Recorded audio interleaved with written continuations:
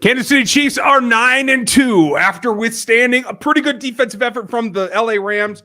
They got it done, not amongst a couple of issues, but this team right now is in the driver's seat for the number one seed in the AFC, and quite frankly, looks unstoppable even if they don't shoot themselves in the foot. So we're going to get into it tonight. We are post-game live. This is Dan Harms. I'm Ryan Tracy. This is RGR Football. Welcome, because we're going to give you everything you need to know, the things that you didn't see, the things that are in our notes that we watched this ball game to take all the takeaways from. And I want to start at the very top of it. This team was not up. It was not overly powerful. A couple of guys had superior performances, and I think that's what drove them. But this team, this was a get-through-this-week game, and I think that proves it. Now they're 9-2. Now they can look at the Bengals, who I think put up a pretty good fight today.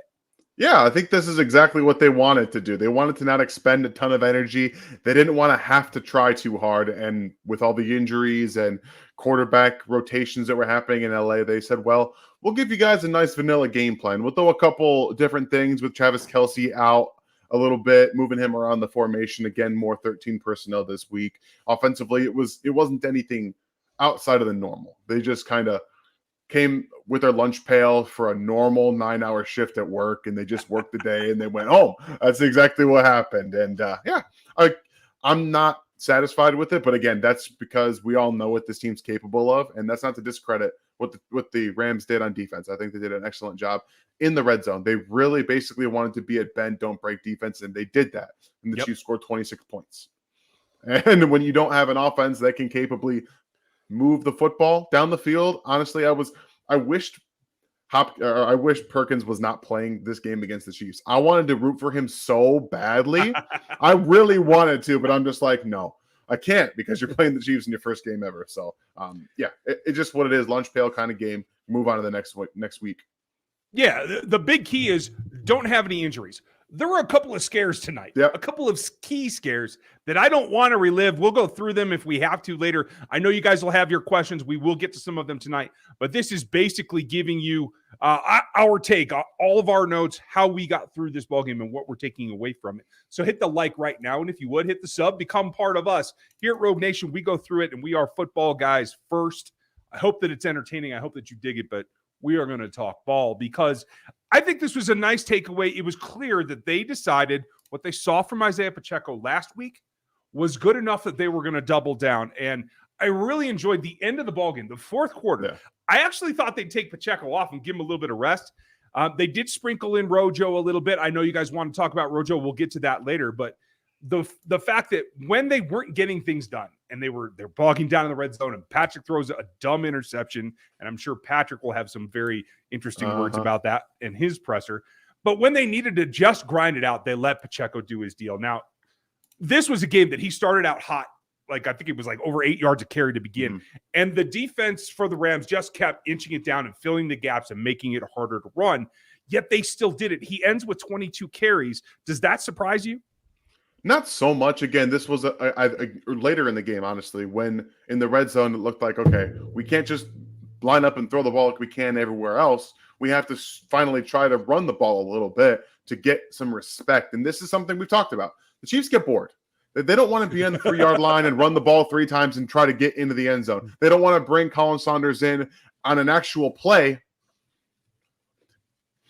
and use him as a run behind. Why run him out? Why bother running him out if you're not going to just run him back out there anyway? I don't care. That was my question too. Like, I was happy to see him out there. And like, if it wasn't for the timeout being called, I think he does something.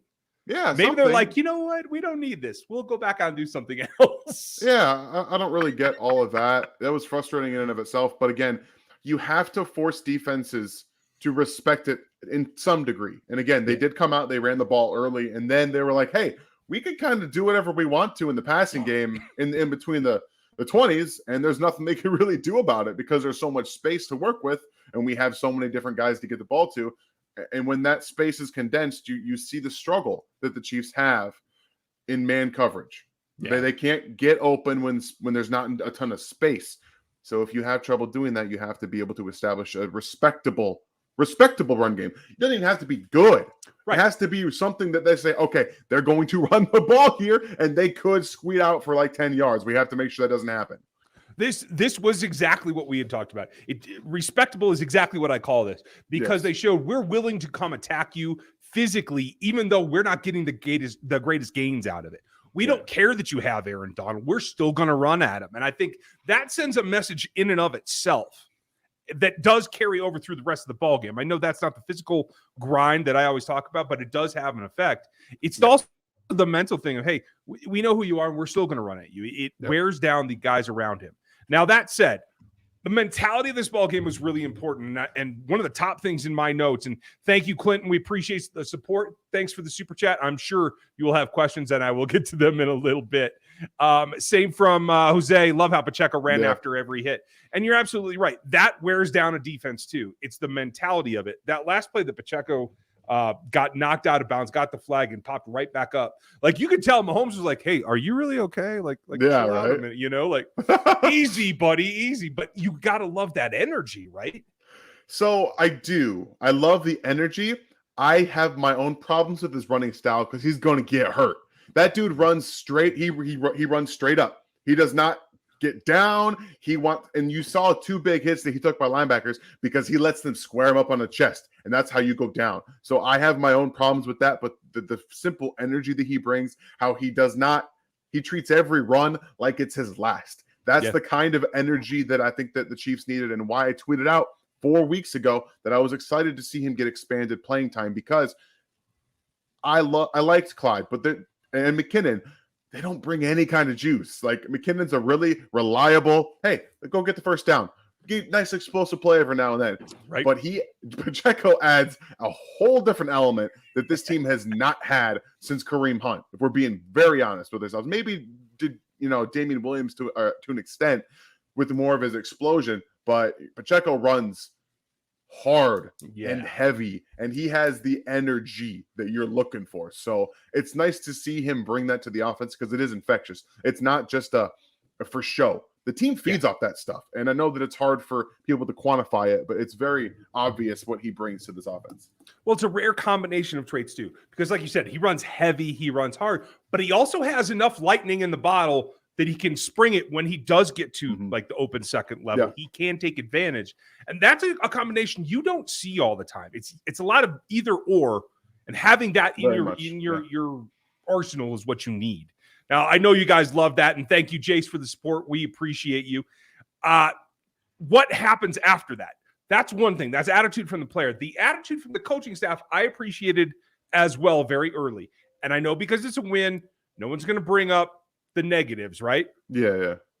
I don't think we're going to see Sky Moore return punts anymore. But the key thing for me was they went right back at him, and Patrick made a beeline to get him the ball. I thought on the offensive side of the ball, he redeemed himself and then some, and shows that he can do everything they need. And I think that helps him maintain his confidence. That was my first worry. Like, you got to get him the ball so his confidence restores. And that's they tried. They tried everything. And I don't know how else to put it outside of the fact that he's just not a punt returner. He's just not. He can't be. And if you couldn't figure that out after the first 2 muffs, I don't know, Dave. I don't know. Also, you think a team down to their 3rd string quarterback isn't going to run a couple fakes on special teams? I feel like they were unprepared special teams wise. Again, not just letting Justin Watson be the punt returner, somebody else do it, not waiting for that kind of a fake on 4th down, throwing the football. So I'm glad. I'm glad that, glad they went back at Sky Moore, and that catch, that's enough for his entire season. That could have saved his mental season, because it was up, it was away, and he pulls it in. And again, I showed you guys in my film room last week that he was able to find Mahomes was able to find him on some drills, like some scramble drills. He did it again in this game. That's going to continue to develop. So everything for Sky Moore is helping right now, and I think that just get him out of special teams. Let him be a receiver, boom, and done. Period. Let him focus on being a receiver.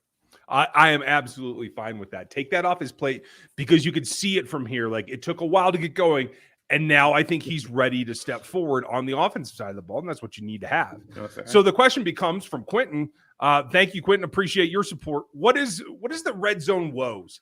And I think it's just my favorite thing about tonight, other than Miss Avery joining us for the post-game show. Hi, Miss Avery. Can you say breakdown? Can you say breakdown? Huh? Breakdown. Why? Just say it. Breakdown. Yes, that's what I'm talking about, folks. Welcome to the breakdown show. Other than Miss Avery gracing us with her presence and taking over the stream, the red zone woes, I think, were just a little bit getting ahead of yourself. Like all four, I'd love to see Colin Saunders. They didn't need that.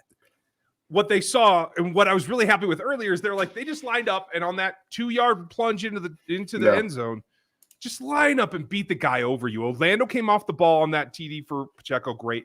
Creed beat the snot out of his dude, and Allegretti turned his guy and opened the hole. It was, I can't wait to get the 22 angle because I think you guys will see that's what a straight ahead run looks like.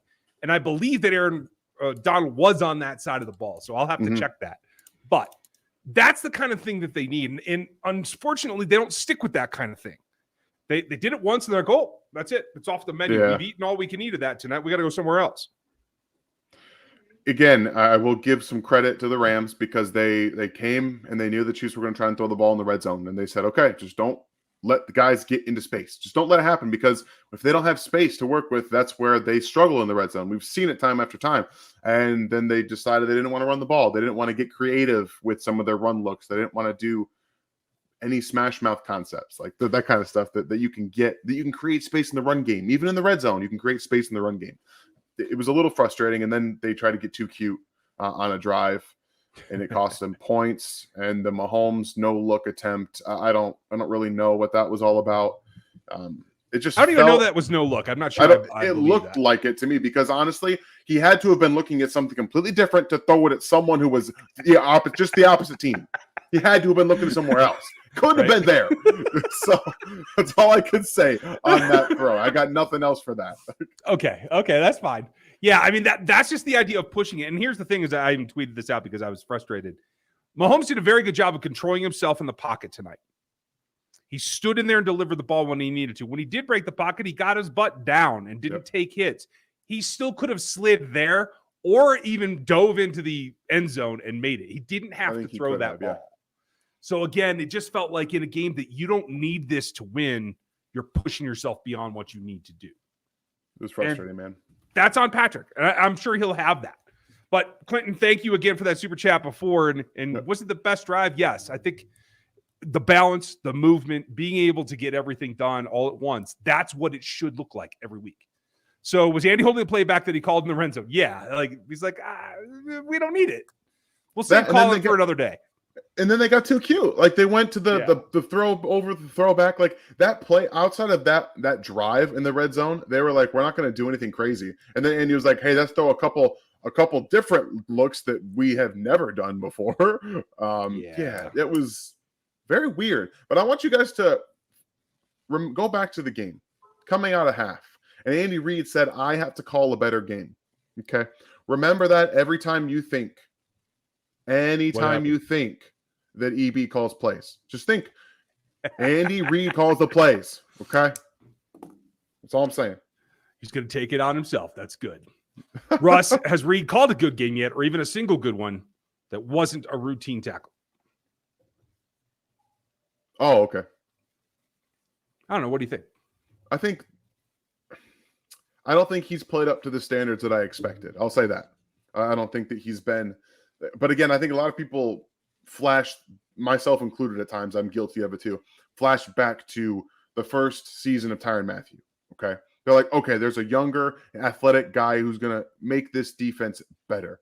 He's not that guy. He's not Tyrann Mathieu, okay? Tyrann Mathieu at his peak was a game-changing type of safety. I think Reid is a good all-around player, but he has not had the impact that most of us, myself included, expected. And again, that could just be maybe he's dealing with some bumps and bruises because he's had a couple different injuries that he's come back in the game for. Maybe the defense just doesn't fit with him yet. I don't know. Could be. Sometimes it takes some time. But again, you're also moving him around a lot. You're playing him at safety. You're playing him at slot. Slot's not the best spot for him, ever. I don't want to see him in the slot ever again, but you see him there every single week. So like we saw with L'Jarius Sneed 2 seasons ago, where he was on the outside in the first season, outside in the slot. sometimes it will impact your game if you don't get to focus on one thing. I think we're also seeing it with Sky Moore, who's had to focus on punt returning, something he's never done, and learning a brand new playbook that he's never learned before. It impacts your mentality in different ways, and I think we're kind of seeing that with Reed. I agree with you, and I think that will settle down, and it might even be as soon as the postseason. I can't guarantee it won't. So I'm feeling good about that. Yeah. Everybody, Aaron Morrow's in the house tonight, our fearless moderator. Check him out. And yes, Aaron, once the pressers are done, Matt Derrick will be joining me and Chris Clark on Locked On Chiefs Live. We'll be doing that after this show. That always happens when it's a home game. When it's an away game, we do Locked On Chiefs first. That's generally the way that it flows. It makes things a little bit easier. So that's what we're doing. Let's see. Looking for the next one. What dirty have? Mr. November, December. I'll take it. Let's see. Nick, back-to-back weeks with the pick. And what's really cool, Quinn, is I put it on social media on tip drills, like being the guy in the place that's reacting to the ball. Really big plus. Now, this is one of my notes. I had in my notes through the game, Nick stepping up, not just in the ways that we think he can. He's making some of these plays that I'm not necessarily expecting. He still gets beaten coverage. He's a middle linebacker, folks. He's not a coverage safety. That's okay. But I think that he's played. This is obviously a better year than it was last year. I think he's up there amongst the top 10 in linebackers, specifically middle linebackers, probably top 5 in this league. But Louis Riddick thinks I'm wrong and thinks he's all pro. Do you? I don't. I think that's a little bit of box score chasing. I know that he's up there in tackles in the year, and I respect Louis Riddick a ton. And sometimes when you're doing as much as these national media guys are, you don't get to in-depthly watch every single player that you want to. So I do think it's a little bit of stat watching with Nick Bolton, because I agree with you in the sense that if you want to be and can be an all-pro linebacker, you have to impact the game in the pass defense as well as coming up in the run game. I think he's stepped up his understanding and game recognition, like his game tape study, what he's recognizing from a play call standpoint from the opposition. I think has stepped up. I think that's great. And he's done a really good job, again, of making so he doesn't always get caught up in the wash. He's noticing it a half second faster, and it's helping him get underneath some of these blocks because he can't do a great job of shedding when he gets squared up. And that's fine. Yeah, that's fine. Like, it's okay. He's a smaller guy. He has to be a step ahead to get in the run game. And he's done that this season. I'm very happy with that. But again, both of the picks that he's got are on deflections. And again, he does get moved around a little bit and can be manipulated in the passing game. So I'm not ready to go all the way into an all-pro just yet. I think he should be Pro Bowl, though, because I will give him credit. Those tip passes are even harder for guys who don't have the immediate change of direction and burst. So making plays in the pass game does count for those for me. I just can't say he's at the very top of his game, but we're 11 games into a 17-game season, folks. We're 2/3. That's it. Yep.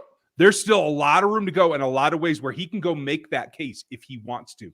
I think he has the possibility. We'll see what happens. Brian, was Mahomes looking for Kelce in the end zone too much today? I mean, he's always looking for Kelce. I can never say it's too much. Did that cause him to miss some other open guys? Yes.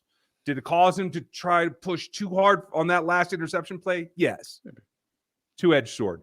We got to take the positives with the negatives because that is the nature of that relationship, right? Exactly. And he's talked about it. He even said it. If I see a man coverage and I see Travis Kelce seemed up, I'm probably going to go look at him first. Right. And that's what happened on that when he got to his left. He had Justin Watson for a touchdown if he kind of looks and just hits him on the side. But, he thinks he can get it to Travis Kelce. And, Ramsey made a better play on that in that instance. But you take it with the good and the bad. Like, you have to.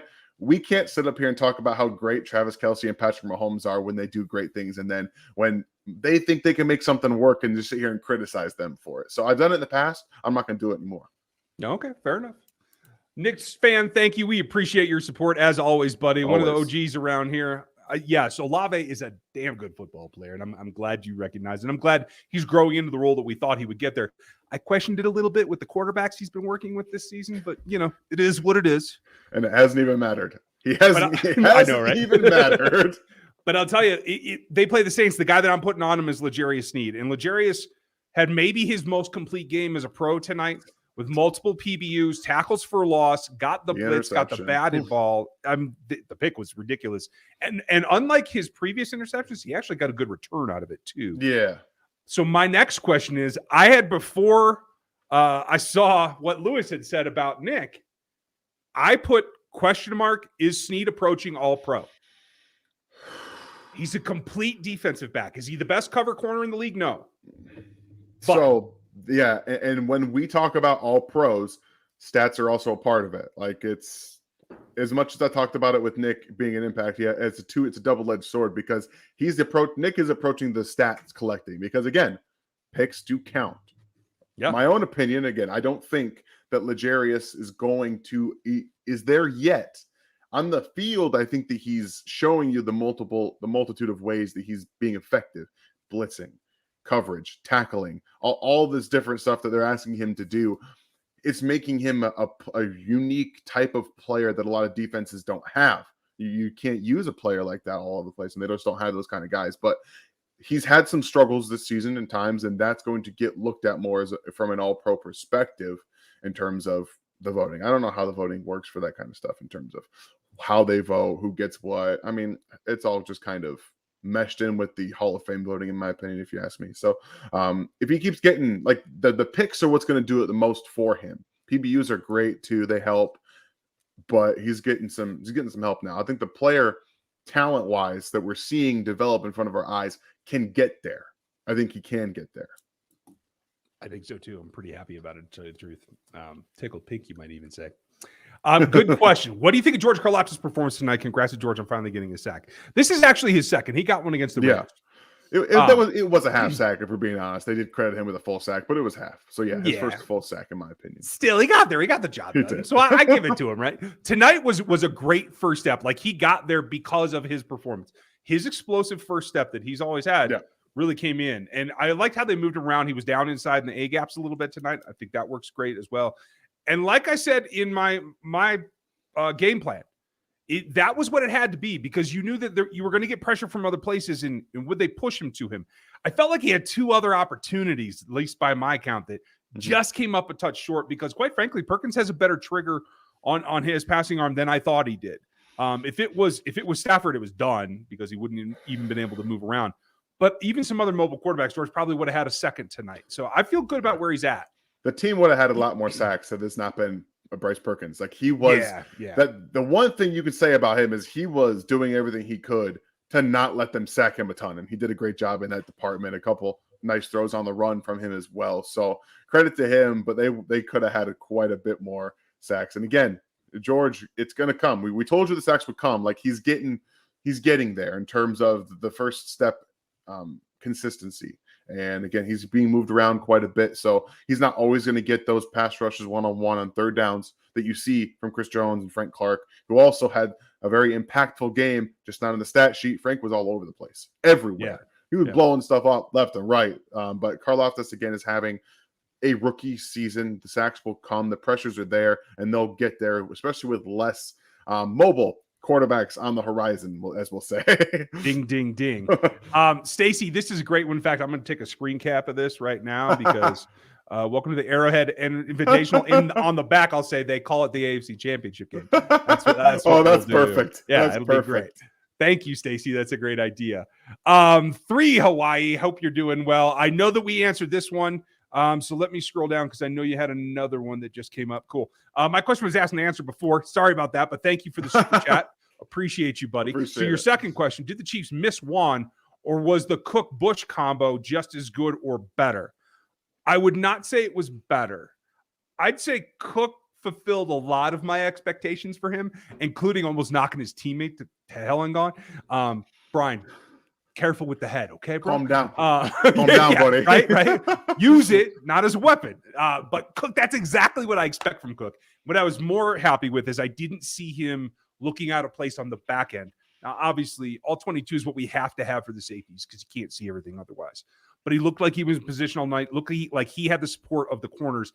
The only thing, and people are going to ask this, is why on that switch release that they got the touchdown on, where McDuffie didn't trail quite as tightly as I would have hoped. Yeah. The reason there was no safety there is because they sent Brian on a blitz. And so they got caught in a position where a switch release was going to beat them either way. If you watch the play again, when they cross, L'Jarius gets off by a step as well. They had two guys that had a step. you could tell that McDuffie was a little confused because the blitz, again, you have help inside if you're blitzing. And as McDuffie is playing with outside leverage, that's the biggest important factor here, is that he is getting beat across his face no matter what, but he's already playing off coverage against the guy who's running a slant route, and there's no help inside. So there was a little confusion. It looked like he was trying to figure out if they're going to switch, if they're going to do something else, because he was a second late on coming across with Jefferson. So he'd like to have it back. I'm sure everyone will take that and coach it up a little bit better if they're going to blitz somebody. But it looked like at least a coachable moment, which is what you're really hoping for. Well, and if I talk to them tomorrow, I'm telling Spags and Dave Merritt, it's a 2-yard line play. You can't run Banjo there because that's what happens. Banjo is when you have to let somebody cross and you switch roles. Yeah. You have to jack those guys at the line and prevent their releases. It's the only way to win on the 2-yard line, or that slant will kill you every damn time. Yeah, they ought to know that. And that's, again, young players in the secondary. You're young players. And as much as I think McDuffie's an extremely good player, and you could tell all over the place, he seems to know exactly where the ball is. There's going to be some times where you're going to see the coachable and teachable moments. And this is one of those. You're sending a young player and Cook. Maybe he didn't communicate early that he was going to be blitzing, or maybe he should be coming inside Jim. There's so many different things that we can know, because a guy as smart and as good as McDuffie doesn't hesitate there unless he doesn't actually know what's going on. That's just how it is. Agreed. They just got to coach it up, and honestly, they should have called that off. I mean the staff, not the players. They should have called that off. That was not great. Chiefs fan is happy Pacheco's here. Yeah, I am as well. I didn't think he would unseat Clyde this season, but more power to him. My big thing now is just watching him is don't grind yourself into the ground. I know that I always talk about second contract for running back is probably bad money, but I need you to get to the end of the first contract, okay, Isaiah? Got to get you there, man. Again, I think that he's best in a 1-2 punch role, because you're seeing the kind of reason as to why I think so. His style of play lends itself to injury a little bit because he runs so upright and so violently. So you want to keep him fresh a little bit and get someone that you can work in on there that the stylistically you could pass him off a little bit. But again, showed really good hands in the passing game. That was a nice catch. They're going to probably use him a bit more in that regard, and later in the season as it goes on. So you're going to see him make some plays in this passing offense as well as the run game. It's going to be nice to see. Yeah, I'm looking forward to that as well. And folks, update from Matt Derrick. He did say that Andy said that we'll see. It wasn't very good showing for Sky in the punt game, so he might be out of doing punt duty. And I think we're all going to be happy about that. Matt's going to be with us live on Locked On Chiefs when we're done here. So keep an eye and jump over there with us. Dub Freak. And thank you, Chiefs fan, for the super chat. Appreciate you. Thank you, Dub Freak. Good game. However, I feel like we really should have put points on the board. I absolutely agree with you. Yeah. Honestly, feel like Pat could have thrown for 400. He certainly could have. I mean, threw for 320. There's another 40 yards in that one drop from MVS. There's probably another 30 in the one that I think he made a very good effort, but didn't probably. I can't put that as a drop. You know what I mean? That was a really fingertip catch. Yeah. But between those two, he's at 390. So, yeah, I agree with you, Dub. It's really tough, not man. that hard. If you extend the field by another 20 yards where they don't have to go right into the red zone, I think you get it. I think it's there. Right. Absolutely. Alex, Andy getting too cute. Yeah, I mean, that's Andy. I think Andy is such a genius. He overthinks things. I think that's what we're coming to. But thank you, Alex. And thank you, Jeremy. Appreciate the super chat. Mike Keenan for a pitch or a sweep off the edges. Yeah, well, they ran Sky that way a couple times. They just couldn't get on the edge. I'm just talking like old-fashioned 70s freaking outside toss that I just don't think they trust the rookie with yet. You know what I mean? They should. Honestly, they kind of shouldn't. But that route he ran, when they split him out, this is what we talked about preseason, folks. When you have running backs that can line up as receivers, that's what you get. That was incredible, and I think that's just a taste. Now they make teams prepare for it. I don't think we'll see it again until the playoffs, but I think it will come in handy. Now, that's the same route Clyde was working on. You guys remember those where he splits out and then motions in and runs the angle route, runs whatever you want to call it? That's exactly what Clyde was doing, and they're utilizing it with Pacheco too. So hopefully we see it more. I hope so. Thank you, Jeremy. Appreciate you, buddy. Let's see who is next. Extend Juju. Injury thing bothers me. I want to see if he can make it through the regular season before I start talking. It was a concussion. It wasn't anything else. I know. There's nothing you can do about the concussion. I don't care. I just want to make sure he can make it through a 17-game season. I can give him a pass for the concussion. That's fine. Okay. We'll see there. But yes, in general, Terry, I think I'm very happy with his performance. Dan, are you happy enough with it that you want to give him more money? I would. But again, we're talking about a 2 to 3, like what MVS got, maybe a little bit less money, but also with an out, because you don't know. You don't know with a guy with past injuries, but who has played well in the offense. I'm okay rewarding that to an extent, because you still want to see consistency with that. George is getting better and better. Donnie, we agree with you, and thank you for the super chat. And I think it's on the verge of where if he can just get to the point where he can release his rip earlier, like I want a quicker punch at him so we can get underneath some of those guys, and I think that's going to be the key for him. He can dip his pads, and that's a big step forward towards doing that. So, hey, we'll do that. Oregon's really excited about George as well. Thank you, Donnie. Appreciate you. Quentin, thank you. I'm glad, Dan, I said get too cute in the red zone. Yep. They do it, man. That's what we Sandy do. Reed. Aaron, thank you. Yeah, you guys will be live on Locked On Chiefs after this, and then Back Talk Bros are going to be live after that. So there's a lot going on tonight. We got you covered, but here somewhere in the family all night long. Knicks fan, thank you for always watching our content. Appreciate you, man. You guys have a ton of choices in Chiefs Kingdom. We appreciate you being here. 600 of you here post game. I know there's a lot of places you could be, so cheers. 42 passes and 30 rushes. Andy called it super conservative. Our offense is not broken. I like your point of view, FLDB, and everybody give Frankie a hand for setting up the Discord. If you remember, the Discord is purring along. We're going to open it up a little bit more in the coming weeks. Hopefully by the end of the season, we'll have it. So there's maybe a little bit more teaser kind of information for folks who aren't members yet, but you members get it all. And I'm working on some things for the off season of how we can put that to a bigger test and use it better. So if you get in the memberships, you want to join at the rookie level and get into the Discord. Super easy to connect your account. So make sure we do that. That balance is what I'm looking for, especially when it just makes sense in the game flow. At the end of the game, to just run, tease it out. Don't take any chances. Bob's your uncle. Go home. Brendan, thank you for the super chat. Appreciate you. Was it me or does Mahomes seem a little off? Did you think he was off in general? No, I didn't. I thought he was doing everything that he should do in this game, except, the red zone where the Rams stiffened up and guys couldn't get open. I think that's the problem that we've seen. When Mahomes looks off, it's because guys can't get open. And in the red zone, when there's less space, this is something you're going to hear me talk about a lot ad nauseum. So you probably should get used to it. When there's not enough space, these guys can't create a lot of separation. There's a reason Kadarius Toney was brought into Kansas City. There is. Like, it just is. It's a fact of the matter is that he's a guy that does something that they don't have.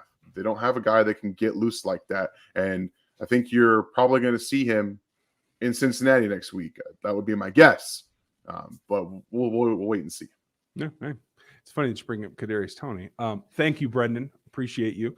And guys, Back Talk Bros will be on after Locked On Chiefs. So be prepared because we will have that third stream for you. And check out and support the guys. Get subbed over there. Since you bring up Kadarius Toney, couple of questions in here about, was OBJ arrested today? Henry, he was not arrested. He was asked to leave a flight.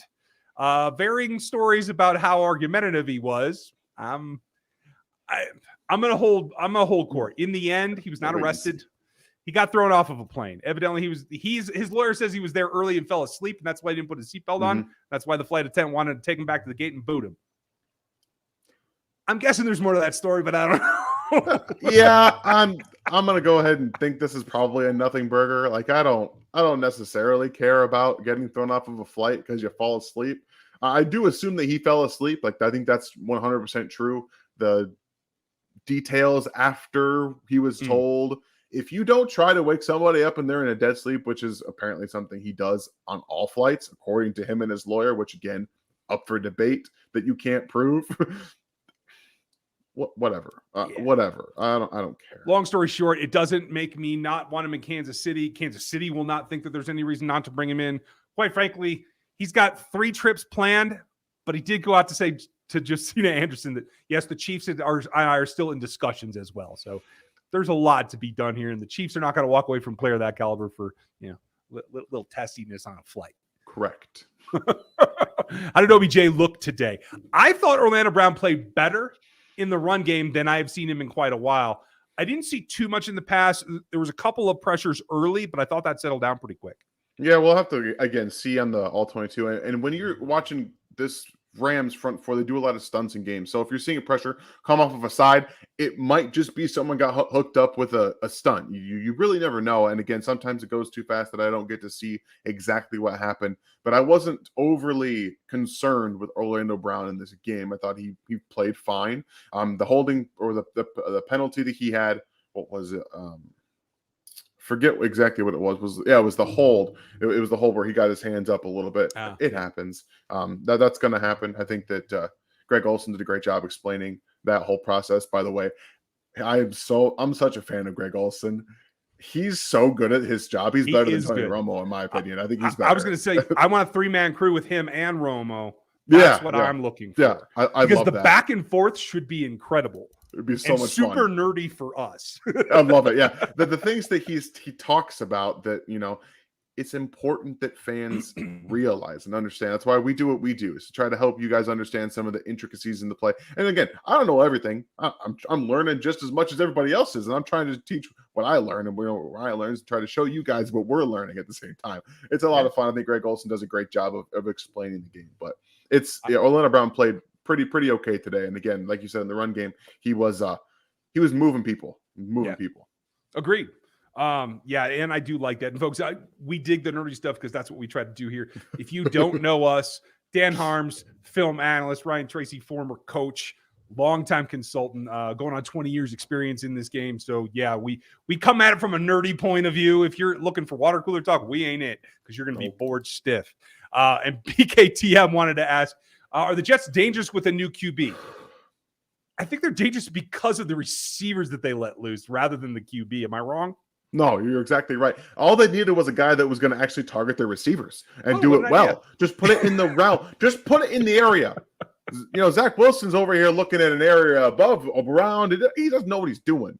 Like, it was very obvious watching him play. I don't know how many arguments I had with people about how Zach Wilson was struggling with the same things he was struggling with when he came out of college. And then he added putting too much pressure on himself by having to make everything happen. Like, you don't have to do that. Zach Wilson is one of my biggest regrets, folks. I had him as the 5th quarterback in that class until the last 2 weeks before the draft, and I got bullied into changing my opinion. I should have just stuck with it. He's one of the guys that I regret the absolute most, along with Sam Darnold, who actually showed me a piece of what I thought he could be all along, but he's been lost. Sam Darnold does this every year. I know. He's like, I'm gonna throw a few flashes out there for the guys that remember me coming out of college, because guess what? That's what I'm always going to be. That guy at USC. I'm always going to be him. I think Sam is never trolling me personally. That's what it's come down to. Sean, Bolton, Gay, or Clark, who's the best Chiefs defender, I'm guessing? Right now, the guy who's playing the best is Nick Bolton. Pretty hands down. I don't disagree with you. Even Andy, and thank you, Donnie. Donnie put on Twitter. I saw that, Donnie. Okay, good. I mean, and that's exactly what Andy said. And Andy was very specific there because of his instincts and his ability to play in the open field and come downhill. That's exactly what Nick Bolton does. And that's what we both said. Yeah. It was what we both said about Nick Bolton. But I disagree with Andy because he knows that he's just talking up his guy. And I got no problem with that. That's what a coach is supposed to do. Exactly. That's exactly what he's supposed to do. But I'll tell you this, if he continues to do it, he might just get his way, because he's on a radar. Yeah, exactly. That is the possibility. And who's the Chiefs' best DB? It is L'Jarius Sneed, and it's not close. It's going to be close by the end of the season. Is it?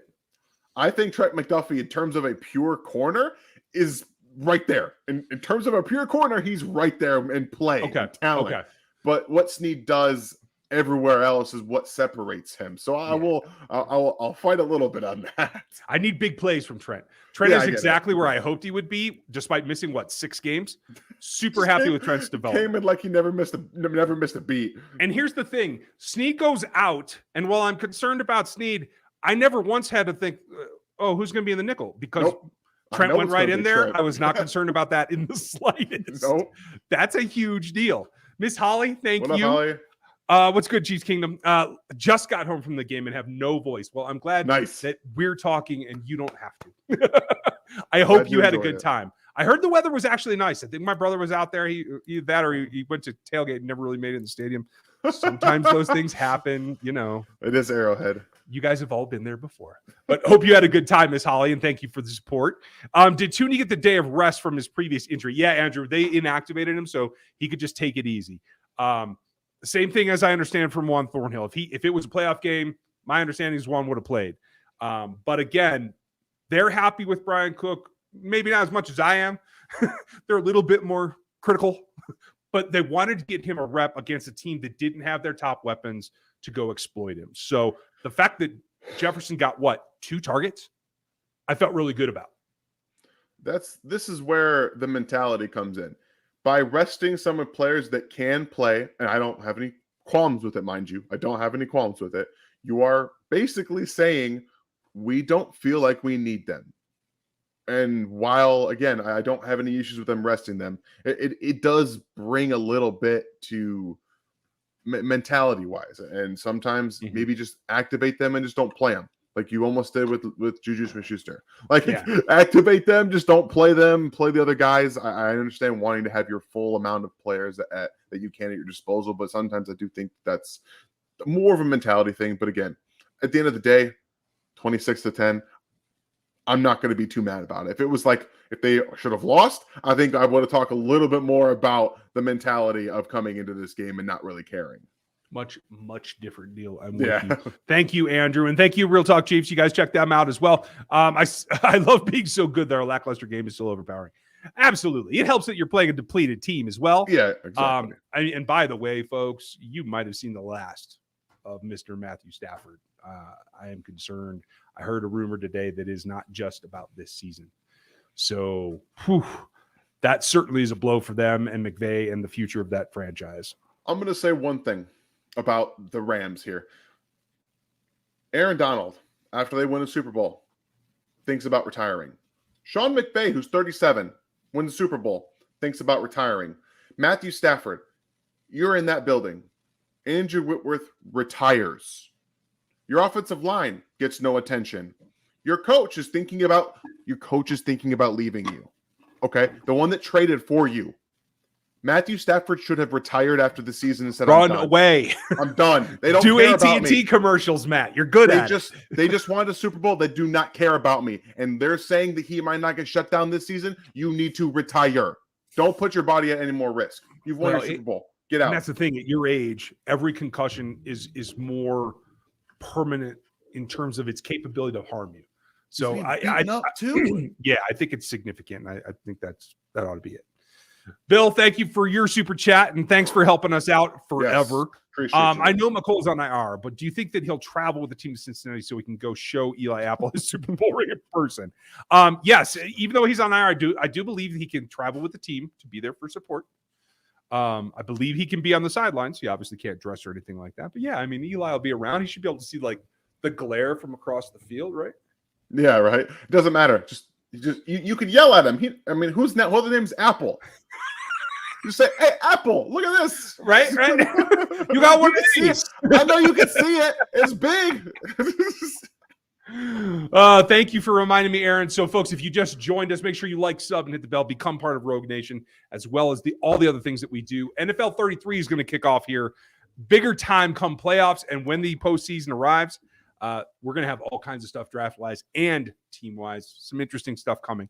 But Locked On Chiefs will be live after this. Back Talk Bros will be live after that. So we got you all night long. You can get all of your Chiefs stuff. Isaiah, and thank you, Jaden from TPT. Looks great. Love how they're running the ball now. That Jones played well in his first game. TE sets are doing well. And the big one is next week. And I think it is a big one for this fan base and for this team, at least the guys that are still here. Isaiah does look good. What did you think of Rojo tonight? Rojo's Rojo, dude. I know. I'm gonna sound like a hater right now, and I don't care. He saw zero hole, saw a left guard, straight up ran into Nick Allegretti on purpose. On purpose. Okay. Rojo is Rojo. He's what he is. You play him because you have to, because you don't have Clyde. Fine. That's fine. I don't like him. He's a serviceable. I'll make no bones about it. I make no bones about it. And that's fine. And he can be a guy that you just hand the ball off to who will run forward and fall for 3 or 4 yards. That's fine. Honestly, I thought the best play he made tonight was the catch. And I never thought that I'd be saying that. Well, that's why they threw him the ball. Like, they got Rojo out there. They're going to throw him the ball. Oh, guess what? Right? I catch the pass. Right? Ridiculous. But I'll give him some credit, too, because he's got to be super rusty. So, like, if he can work himself back into shape, then they have a 4-headed monster that they can pick and choose in the postseason. Then I'm going to be really happy. So, good for him. Fine. Good for him getting going. Chris, I think we answered the same thing there. Thank you, Jaden. Daryl, what kind of game makes me worried about facing the Bengals? Yeah, I mean, they didn't have Chase or Mixon today, and they were still able to win pretty comfortably. Yes, this is what we've been talking about since the bye week. This is the team that, really had the potential to push this team. Let's see if it actually happens, though. Yeah, and again, this was another one of those look-ahead spots. This team wasn't going to threaten the Chiefs. They never really did. Again, this was exactly what we said. It's going to kind of be stressful for a while. Chiefs will win walking away, which they did, and we're looking at the Bengals game next week. That's what this was, and I won't make bones about it because in my opinion, that's what this was. Yeah, I'm with you. Daryl, thank you, sir, as always. Long-time supporter of the channel. Thanks, buddy. This game kind of makes me worried about no, this is what I just freaking read. Sorry, guys. I've been working, Frey, thank you. Hope you're doing well. Special teams going to cost KC a game in the postseason. I don't know about that, but it's going to be frustrating. Mm-hmm. Also, can't stand Andy in these type of games. He experiments in these games. Yeah, because he doesn't feel the pressure. He feels that they have the team on lock. Would you rather him experiment in games where it's like they might lose? I don't know. So I know in the moment it's frustrating. Like I was frustrated watching the game too. But I also think a little bit just kind of it's like, okay, experiment in some of these games where you're going to win walking away and by getting 4 or 5 field goals, which they did. So I'm not too worried about it in the grand scheme. If he starts doing it in games where they're like close, that's when you should be worried about the team, in my opinion, like the offense. And he's a little worried that they can't do it themselves. Like we saw for years in the red zone. They were doing a bunch of trick plays in the red zone because they were worried they couldn't score. You haven't really seen that a ton this year. They feel confident. Let's hope they get better at the straightforward stuff, though. Like, there is progress to be made. But I also hope, Frey, that I like Watson just returning kicks. He doesn't have to get big yards, just have to catch them well, and I'm going to be happy. So, I hope that it doesn't cost them anything. It might be a little frustrating, but I don't think it'll cost them. Yeah, I'm with you there. I don't think so. Angel, thank you for the super sticker. Appreciate you very much. Welcome to the channel. Ryan, what do you sign Chris Jones to next year's contract? I signed him to probably, if it's me, 4 years, 86. And I give him a nice bonus so that I can keep his salary down next season at the 5 or 6 level. And it's cuttable after 2 is what I would do. Now that's a negotiation with him as well, but I think he's going to understand, like, now it's going to be shorter contract lengths, but I do expect him to resign, and I do expect him to spend his career in Kansas City. Yeah. Thanks, Gary. Gary, you're the man. Brian Acker, I didn't see Chanel or Niang today. Yeah, Niang was not out there. I thought I saw Leo a couple of snaps, but I couldn't be sure. It felt like they were trying to work their the run defense with just nickel. That's what it felt like. Yeah. And I was a little surprised, but at the same time, I was like, okay, their offensive line's not very good. It's got a lot of injuries, and they probably felt that they didn't need Leo Chanel to do that. But I'll have to go back and watch again specifically because I don't remember seeing him a ton either. Well, and I know that Darius got 2 series. And I'm actually glad to see that. I was a little worried about Willie after the hit, and I want to see Darius in case anybody has to miss time. Yeah. They got to have Darius up there. They got to have 4 linebackers going into the postseason, no matter what. So, Brian, we'll check snaps for you, and we'll be live on the Q&A tomorrow night. Folks, that's at 6 Central, just like every week. And we'll check in on those snap counts tomorrow. Scott, thank you for the support. Why is our interior running game looking so stifled? I have a theory about this, Dan. What do you think? Honestly, I don't really have an answer for you guys, so I'll let Ryan take this one because I don't know. I'm a little concerned about the way that Trey Smith is moving. They're still pulling him, but he doesn't look like he did before the injury. I think there's something nagging their lower extremity. I'm thinking like high ankle, something like that just isn't fully healed. He just doesn't look like he's moving well to me. I mean, that was something that I was worried about a little while ago. He had 2 good games the last 2 weeks, but unfortunately, he's just not. I just don't know if he has the confidence in his body, like you said. That makes a huge difference in what you can do. And yeah, he got manhandled by Aaron Donald. Whatever. I just kind of chucked that aside. It's Aaron Donald. It's going to happen once in a while. Honestly, when you're just talking about Donald, I thought he played well tonight. Yeah, and that was honestly what they were probably looking to do. But yeah, in the run game, Trey Smith's power seems to be a little zapped this season, and that's a little concerning. Whether it's his play or if it's injury, because if they're trotting him out there and he's hurt and he can't do that functionally, it's not going to heal. It's not going to get better. So I don't know. I don't know what you do.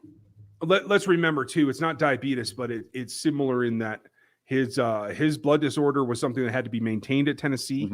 The clots and that kind of thing, it can drain you of energy and that kind of thing as well. It is a manageable condition, but it can rise and fall, and maybe he's just struggling with his disease this season as well. Okay. I really don't know. But Scott, the other thing is that Joe Toney had the week off due to the ankle injury, so that certainly would have helped inside as well. Let's see, Aaron. Go and check out the Locked On Chiefs show. Check out the Locked On Draft, please. I would appreciate that. I'm alone. Eric Crocker and John Harris like to get on me, although John is my age, and sometimes we do see eye to eye, so that helps. So if you guys would check out the Locked On NFL Draft show, that would help me as well. I appreciate it. Let's see. What's most likely to re-sign in order? That's Orlando Brown Jr., Juan, Saunders, Juju. OBJ is a sneaky guarantee to be back. Ooh, that's interesting. A guarantee, Corbin? I don't know. What do you got, Dan? All right. So in order of importance for the team, you're not going to like the answer that I have, guys. I'm going to tell you that right now. You're not going to like the answer. But in terms of importance, because if you don't sign him, you essentially don't have 2 tackles. Orlando Brown Jr. kind of has to be at the focal point, okay? Because you figure they're not going to be high enough in the draft to get a top tackle. I don't know what the market is like right now, okay? You also know the player you have. You can work your offense around it. It makes far more fiscal sense, especially with the seasons he's had, to put him at the front of the order to nail down your left tackle for the future so you can work the offense around it and not have to find a brand new skill set of a brand new player. So if you can make it work, boom, you drop him in there. For me, it's after that, it's Juju, then it's Saunders, and then it's Juan. And that's no offense to Juan, but he's kind of a replacement level player in the secondary. I'm going to take a different tack. I think it's Saunders first because I think even though he's having a career, I don't think there's going to be a huge market for him. I think he can get that done relatively cheap and easy. Then I think likely to resign.